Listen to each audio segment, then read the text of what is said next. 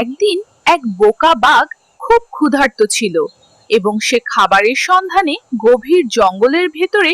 হঠাৎ সে একটা মোটা ছাগল দেখতে পেল, যেটা কিনা অত্যন্ত মনোযোগ দিয়ে ঘাস খাচ্ছিল এবং বাঘের উপস্থিতি একদমই বুঝতে পারছিল না। আজ তোকে খেয়ে ফেলবো। এই দাওয়াতে নি ন্যাজরো করবে না, নাদিকে কোন ভাদে যে তোকে খেয়ে ফেলবে নে। ভাতা পেট কাটবি, আমাকে খেলে তুই অসুস্থ হয়ে যাবি, আমাকে খেলে তুই অসুস্থ হয়ে যাবি। কেন?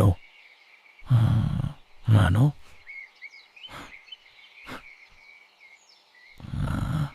আমি বিষ খেয়েছি। আমি নাটক করছি কারণ আমি মজা করতে পছন্দ করি এবং এটি খুব মজার একটি কাজ। এটা শুনে বাঘ দৌড়ে পালালো।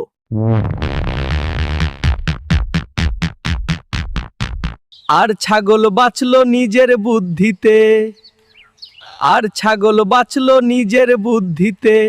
আর ভিডিওটা ভালো লাগলে লাইক, কমেন্ট, শেয়ার আর সাবস্ক্রাইব করতে ভুলবেন না। আপনাদের এই সমর্থন আমাদের জন্য অনেক গুরুত্বপূর্ণ এবং অনেক অনুপ্রেরণাদায়ক সব সময়।